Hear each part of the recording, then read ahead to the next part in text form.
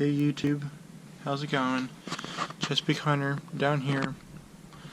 Going to show you how to rig up a Tony Maja bunker spoon. This is the way I like to do it. Probably the way I would do it is with a big old bucktail parachute or mojo head or something like that. That's what you need. Gonna need your bunker spoon. Gonna need two really big snap swivels. This is, I think, 150-pound test. Gonna need two little crimps. Stuff that's rated for 80-pound Seaguar fluorocarbon. You don't need to get the name brand, but I did. Gonna need a crimping tool called a tweezer, and that's it. So I'm just gonna walk you through it. What you need to do is, on the website, Tony Maja's website, he tells you how to rig up this double hook rig. And I'll show you this.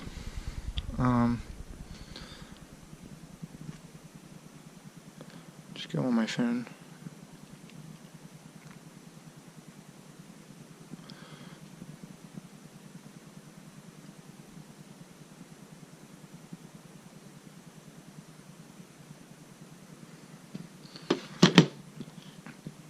See, so I'm going to do it a little differently. I'm not sure if you can see that. You might. But as you can see, it says 15 feet of 60-pound mono. So I'm going to do 15 feet of 80-pound fluorocarbon. Fluorocarbon's a little bit less easier to see. Then he says 6 to 10 feet of braid attached to like a. You're supposed to use wire to troll the spoon with, but I'm not going to use wire because wires are expensive. So I'm going to use braid instead. That's why I'm using the bucktail. And I'm not going to use braid. I'm just going to use the fluorocarbon. And I'm going to use a 3-way swivel too, which you have to find somewhere around here. But yeah, so that's basically what you do. And I'll show you. Just I just have to find that. So I'm back again. I cut about 6.5 feet of the fluorocarbon, and now I'm just gonna rig it. So this is a double walled crimp. So you just want to insert it there, like that. Might be a little hard to see, but you do that. Then you grab yourself the swivel, snap swivel, insert it in there, like so. Then you put that on there, and you just feed it down. You don't want to leave any tag end. I'm not sure if you can really see this, but when you crimp, you don't want to leave that much of a tag end. You don't want that. So what you do is you just do that, and you just feed it through until you cinch it down. Do whatever you have to do to get it to be a little bit, not much. You don't want that much when you crimp. This is something I just kind of learned, so I'm still learning too.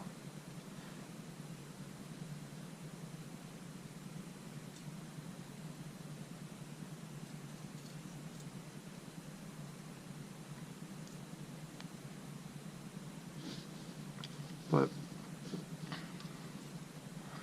once you get it done, you don't want that much of a loop, because then swivel won't work as well. So that's about good. Then you grab your crimping tool called the tweezer,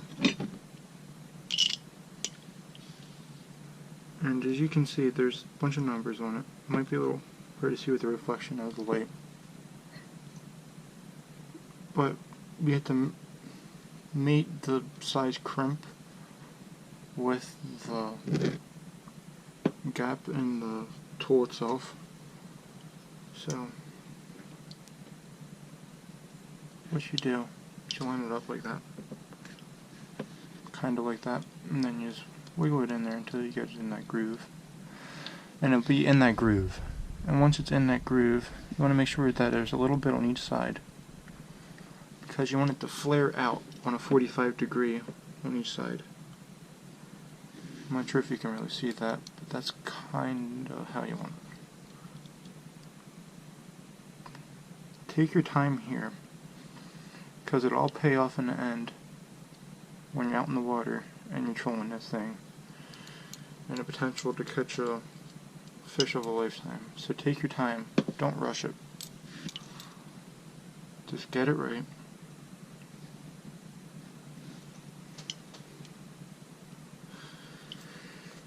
And then you just press really hard on it. You can do it twice if you want. It might stick like that too. Just squeeze it a couple times. And then you'll have a nice secured way of crimping it. And just test, you can just pull. So you can see this isn't going anywhere. So that's how you know you did it right. I don't know what happened to my 3-way swivel. I had this little one. It's not going to work. It's useless. I had a bigger one, probably like a 300-pound test one. That's where you don't want to go light on. If you're going to go light on anything, that is the one thing you don't want to go light on, is tackle terminal, like hooks and swivels and stuff like that. You don't want to go light on that. You can go light on line and tackle, like rod and reels. But that's the one thing you don't want to go light on. So basically this is done as of right now. And you can attach it to either, this is actually going to go to the bucktail. So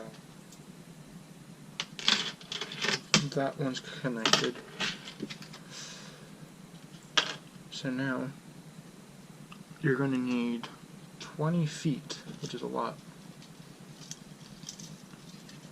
of line. 6, 12, 18, 20-ish. And then I also like to cut it with a razor blade, something that's really sharp, because you want to make a nice clean cut. And you can see how easy it is to just cut it. It just cut it like a butter knife through butter. So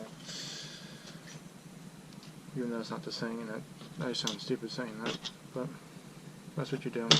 Put the crimp. Do the same thing like you just did for the bucktail. Put it through there. Get your big old swivel. Put it through there. Here's a little cheat way I learned too from a couple YouTube videos. Is that you don't have to put the crimp all the way up there. That's something I forgot to show you.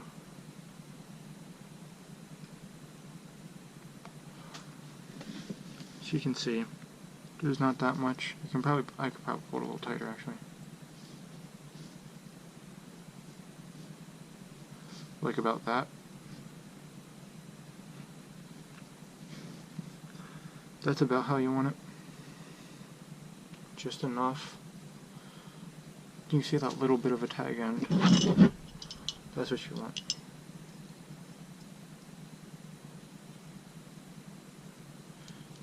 Then just line it up to where there's a little bit on each side of the crimp. So there's a little bit of the crimp on each side of the tool. And then you want to make sure it's nice and flat in the tool and not crooked.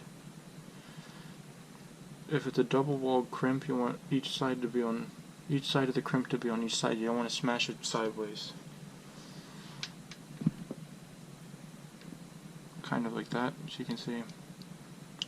Really don't have it on both sides, but you can adjust it.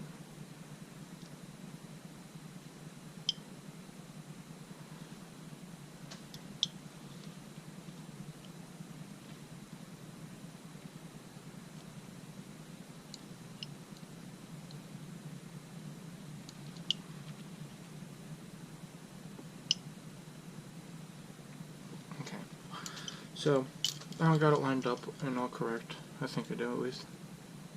Yeah, I do. So just press nice and firm.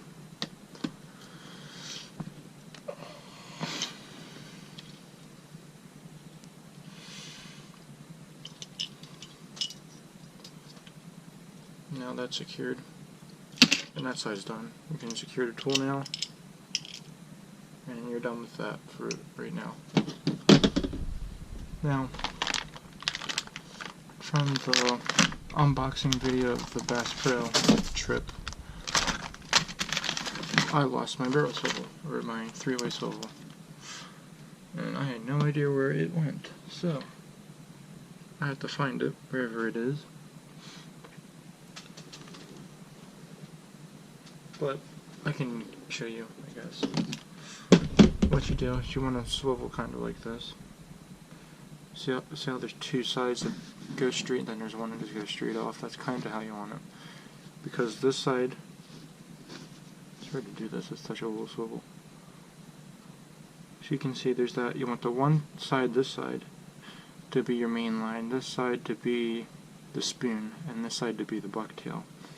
You don't want one that splits into 3 all at 45-degree angles. You don't want that. You want one that's like this. Okay, I'm back.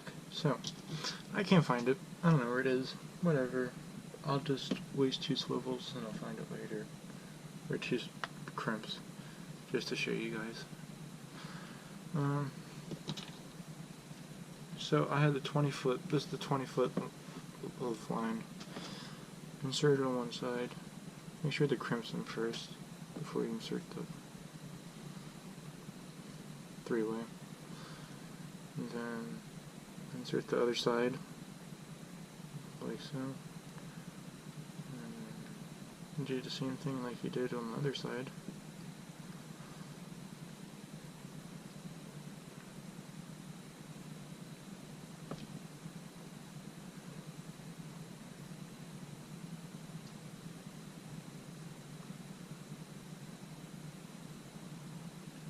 And you want this to be nice and tight up against it.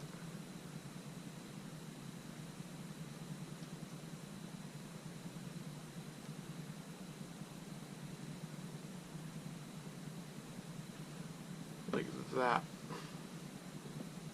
You can see there's very, very little cap in there.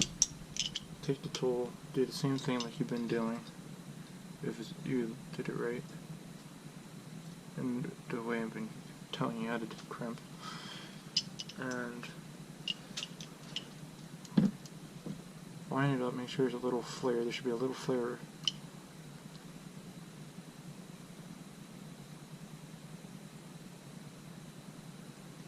Yep, like that, and then just crimp it.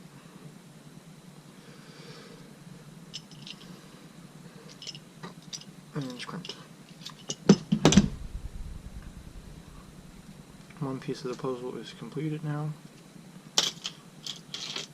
I'm going to throw that down there real quick so I can get the rest of the rig, because it's 20 feet of line. That's a lot of line.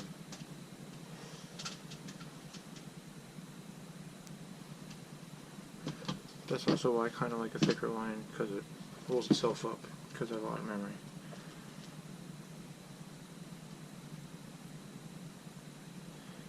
And one little thing, when you roll line up, make sure the swivel's closed, and don't do what I do. Always leave it open, and then you have a big old mess. You didn't usually have to scrap the rig sometimes, because it's that bad.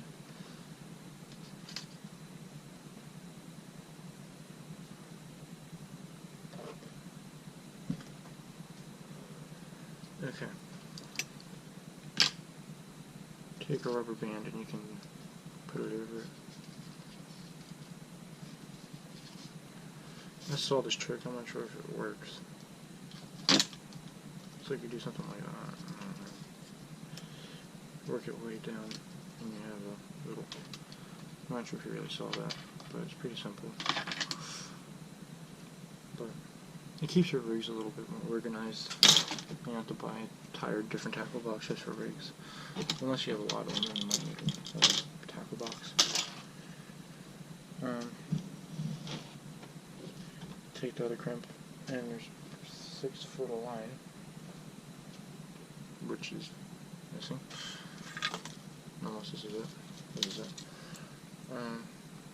Take it, this one, with the 6-foot line and put the crimp on. Get the 3-way swivel side, this side, put it on there. Do that little trick I told you about so that way you don't have to fiddle with it as much. As you can see, just want to have a little bit of a tag end. Not much. Have a tag end, just a little bit. Crimp it once you think it's right. And it looks right to you, and it looks good. Make sure the connections are good and secure. Like off camera, I'll probably be yanking on this thing, try to make it feel.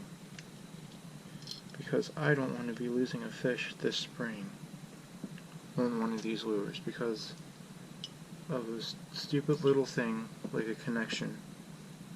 Because you didn't crimp it 100%.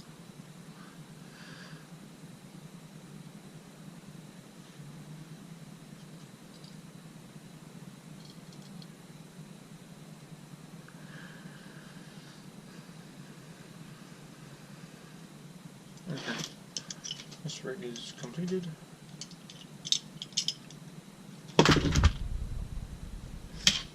So, I'll show you now what it's supposed to look like.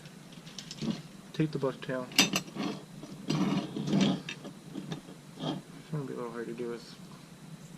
I'll show you. Insert it through the eye, like that. That's why I use a bigger swivel so I can get it through the eye of the jig head, or the bucktail head. Take the other side without getting the rig too tangled.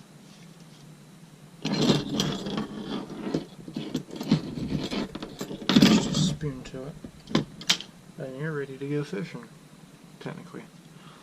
Just attach another swivel to right here, this third one, so you can see. Just attach a swivel to your main line, and you're trolling. Set that back.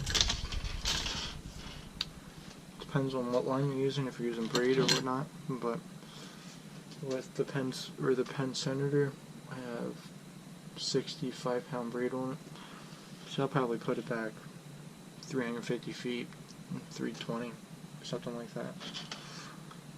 You want this bucktail to be tapping the bottom, just barely. Every once in a while, I just want it to smack. That's how you know you're in the strike zone. So, see if I can't get this rubber band to cooperate, but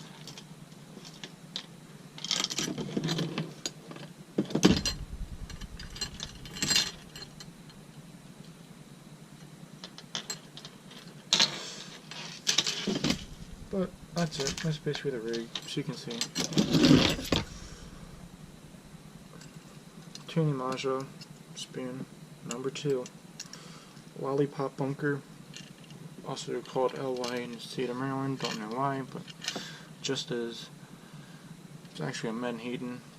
When they come running up the bay, I don't know what they do in the bay during that time. I guess they spawn during the springtime, where they just feed on stuff.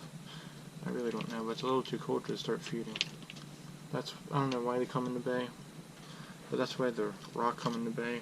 To feed on them and to spawn. But that's it. That's basically it, everyone. So all this is, the spoon just goes back and forth like with a 2-foot sweeping motion, just goes back and forth like that. And this bucktail just puffs in and out like that. Just like, that's basically it. That's why I kind of got this color scheme to match this. Not much else to say. This will probably be your rod that goes out really far. It's probably your deep rod, shotgun rod, whatever you want to call it. I would not recommend putting this on a planer board or outriggers or anything like that. Maybe a downrigger, but then you wouldn't need that. But that's it. Thank you, YouTube. Thank you, everyone that's watched. Like and subscribe. Thank you very much. Have a good day.